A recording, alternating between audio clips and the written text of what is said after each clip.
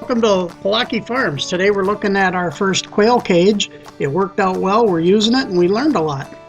Also, if you like what we're doing here, please subscribe, hit the like button, it really helps us out, so don't forget to subscribe.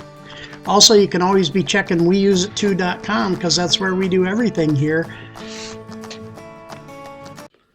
Okay, it's Palaki Farms here, and we just finished our 4-tier quail cage. We've been raising quail. We sell them in the Asian market. We sell the eggs. We sell 6-packs of frozen processed Coturnix quail. And we have a huge business in doing for hunting dogs, people training their dogs. I'm incubating all the time. We're taking the quail eggs, we're incubating them, we're processing them, we're freezing them. But we needed a cage, and I'll tell you what, I built this cage before I went on the internet and before I learned everything I needed to know about Coturnix quail. Also, I met a guy, I'm calling him my friend now, his name's Santiago. You're going to hear more from him on our channel here, but Santiago really knows what he's doing, and I built my cage wrong. It's a pretty cool cage, and it's state-of-the-art, and this is all stuff that I had laying around except for the PVC. Well, okay, the wood I had. And I have all the machinery to do it. But the watering cups I bought, the PVC I bought, the feed bin up there on the left I had, the water bin on the right up there, that's an old fuel tank from a boat. I'm a pack rat, so I save stuff. All that hose you see, that's all stuff I had laying around. All the electrical, I buy stuff when I go to the store. I just buy some extra stuff thinking, hey, I might need that someday. So I'm a pack rat. But this cage I didn't build in 3 days. I built the wood frame, the doors, and all that last winter. And now I just finally put it all together. So what I'm going to do, and I keep showing you up and down what it is. It's just 4. And you'll look at it and you'll see on the very bottom, there's 2 watering trays, and then there's 1 watering tray, and then there's 1 watering tray, and then on the top, there's 2 watering trays. The reason I did that is because I didn't have enough of the watering trays. I built another coop that I used some of them that now I don't have them. But I can cut the PVC and put more in. But remember, I told you about my buddy now, Santiago, and he builds cages similar to this, and he only has 1 watering cup. I haven't talked to him about it yet, but if I need to put more watering cups in, I will, but we'll go ahead and figure that out in the time to come. But Santiago, we answered a Craigslist ad. We went and got some eggs, and we bought 15 birds from them, I think. We bought, I don't know, a whole bunch of females and a couple of males. And everybody has their version of what works for how many males do you need for how many females. You can go on the internet. Everything you read on the internet is true, right? Bonjour. So I'm thinking that everything that I have researched on here, I'm thinking I can do about 45 birds per level here.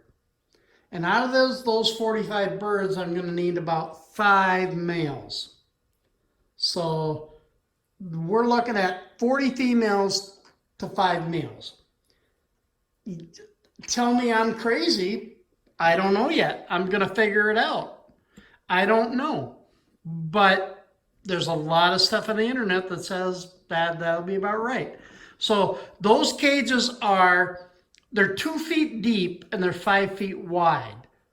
So you have all these people on the internet talking about how much space they need, and people talk about, oh, you can't have them on wire, and we're talking about disease and cleanliness and production.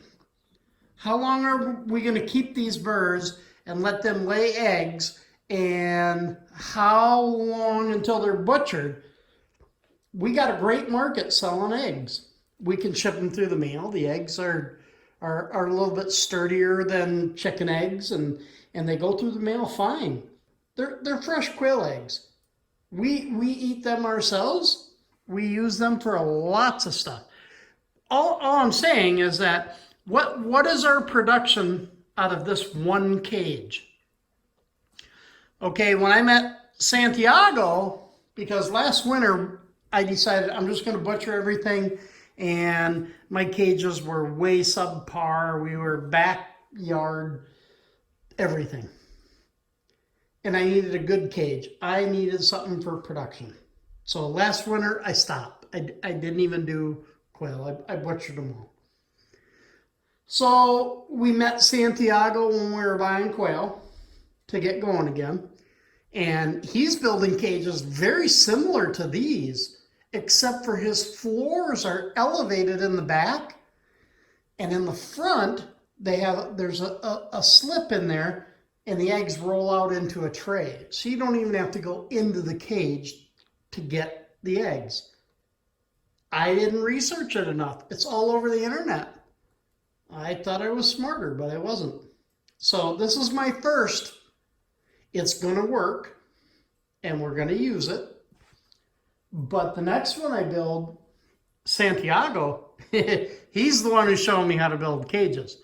So here's what I'm going to do, is I'm going to start just down here at the bottom, and I'm going to come out here and I'm going to show you kind of what I've been doing here. Well, actually, let's just start in the middle. So all of my levels are, it's a level floor. But the thing is that I have these trays. These trays just pull right up. Okay, so you pull them out, and I figured what I would do is I would put newspaper down in them just to make it easier to clean. But I go to Menards or any of your Home Depots or your building stores or paint stores, and I go, hey, what do you got for screw-ups on paint that people didn't want? And I get an eggshell or a gloss. I don't care what color it is. When you look at this, it's many different colors. I don't care. I just want it sealed, easy to clean. Pull these trays out, I run them out, take the pressure washer, bang them off, clean them, put them back in. But my buddy Santiago, he was putting newspaper down. So I'm going to put newspaper down because when I put that in my compost pile, newspaper's fine. Doesn't matter. So here we go. And what you're finding with my trays is they don't slide very well.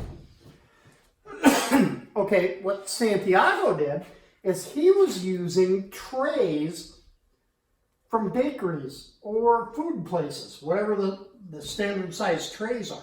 My next cage, that's what I'll use, those aluminum trays. So all of my doors, simple doors, I just set up a production line, make the doors, bang, bang, bang, bang, make them out. But here was some of what I did to figure out what I wanted to do for size. When I look at it, 2 feet, I can reach in. I can reach 2 feet this way. I can reach everything from these doors. I can reach everything in here. That's why I did it that way. Okay, like I said, many things I've changed. Now, when we talk about it, my floors love it. The way Santiago was making his was he was putting this at an incline, and I don't know about how much, but I'm thinking about 3 inches from the front to the back. And then he was cutting out a piece here, and he had a little tray sticking out about this far. And you know what that did? everything, all the eggs, as soon as they laid them, they just rolled out, and there they were. Now, I have to go in here and get my eggs. Santiago, he doesn't. They roll right out. So I'll do that next time, and we'll figure that out. Now, one thing that Santiago was doing is he had his trays of feeders along the front. So he put the feed in manually. I didn't do that. What I did is I ran, I'm going to come back and show you, and I'm going to start right here at the top. I just took a 30-gallon bin, and I put it at an angle, and I used 2-inch pipe. Wrong thing to use. I wanted to use 4-inch. This is all what I had laying around. I wasn't going to go out and buy all the new 4-inch, so I figured I'll just check this out. I'm thinking it's going to get stuck. But right now I can put a 50-pound sack in there, and I don't buy sacks of feed. I buy it all in bulk now, so it's how many 5-gallon pails is going to fill that up. But it'll come down here, it shoots down, and then you can see the trays, how I have them cut out. But this goes all the way down to the bottom. I did not glue this bottom on, because if it gets plugged, I can just take this off and run a rod down through here and get it all cleaned up. Now, when you look in here,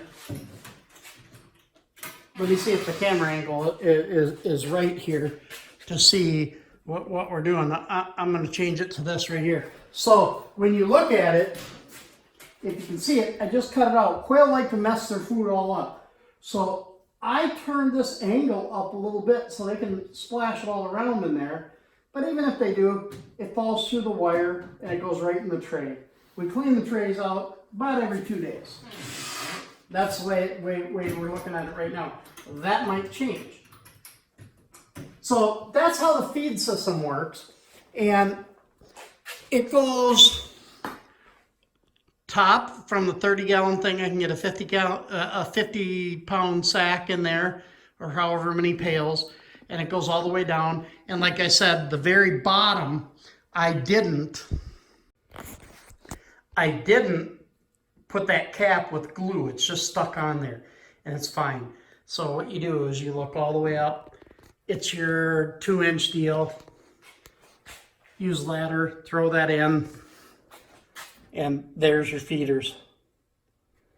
Let me back up and get some focus. So, and you can play around with it, and I'm going to, and change lots of things. And that's the whole feed system.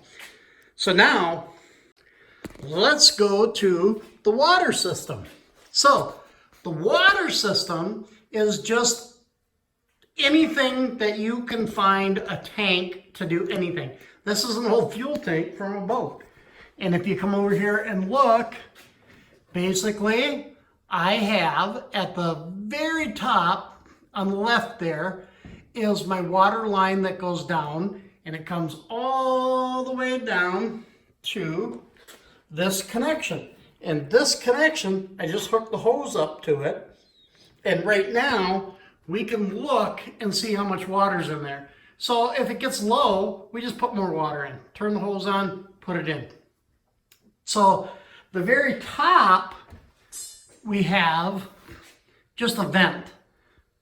The big thing up there is I just taped that shut. That was where you put fuel in. And that's really good. That's that Gorilla Tape. But that hose up there with the curve, that's just the vent. Because when you put water in, air needs to come out. Same thing, when water goes out, air needs to come in. So it's just a vent. That's all that is. Okay, so what you're looking at now is I have my PVC. It comes out the bottom, and I have a valve. That valve right here, so I can turn it off and change stuff around. But it comes out, it goes down, around, down, around, down, around, down, around, and then all the way back up and goes into the top of the tank. So for the winter, all the way down here at the bottom, right here, I'm going to cut that open And I'm going to put a pump in there. So now the water's always going to be circulating. And then I'll put a tank heater in there too. But it's heated and it's moving, always moving. So in Minnesota, that's the best way to do the water. Now we have our little water dishes. Now the water dishes, they have that little yellow thing in there, and when they go to get water, they just push on that yellow thing and more water comes in. They're great little things, but I built another coop and I used them and they didn't work very well. So I'm testing these. If they work, they work, they don't. But I think my old one, I had dirt in them and the dirt got in the valves. Bad news, the valves leak. I don't like. Okay, moving on from the water, now here's my power. Basically what I did is I put lights in, they're LED lights. In Minnesota, come winter time, if we don't give them enough hours of light during the day, they don't lay as much. So these are LED lights, they don't produce any heat. But at the same time, as I get going here, as I'm building up my birds, because remember I want to have so many birds in each layer. And until I get there, I'm going to use it partially as a brooder. So I will take those lights out and put higher wattage regular incandescents in to get the heat. But here I can just shut them off. So all summer, that's the way it goes. All winter, that's the way it goes. And where I plug it in, I just put a timer on it and I give them 12 hours of light a day. They lay more. I'm going to change that up if I have to. That's just kind of what I heard is the going deal. Now, I only use 14 gauge wire. I have this here, so if I want to put in another lamp a lot lower when I'm doing my brooding, I can do that here.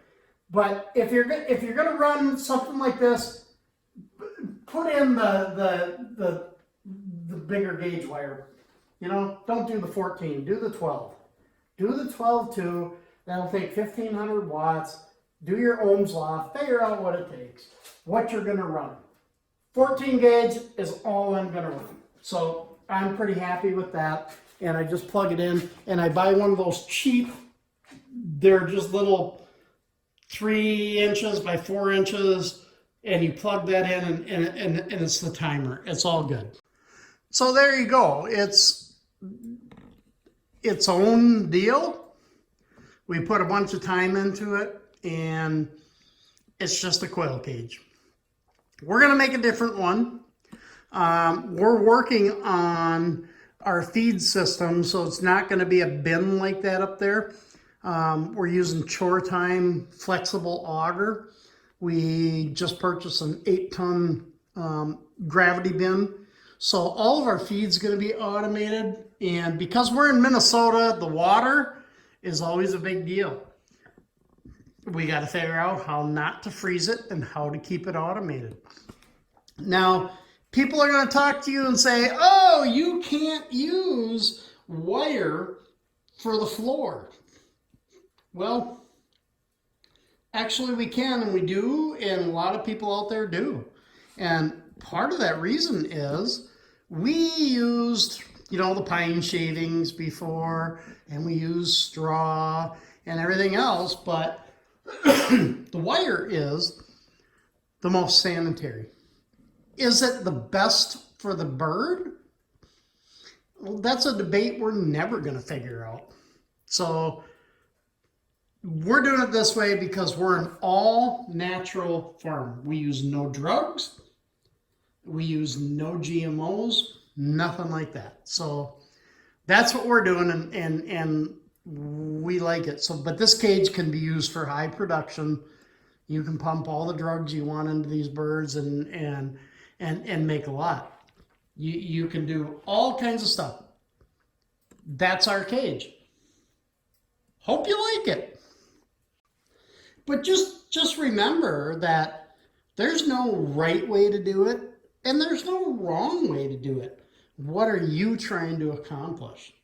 You know, you can read everything you want on the internet about the quail and how many square feet you need per bird and how many males per females, and you're going to figure it out on your own. And that's what we do here. We just kind of keep figuring it out.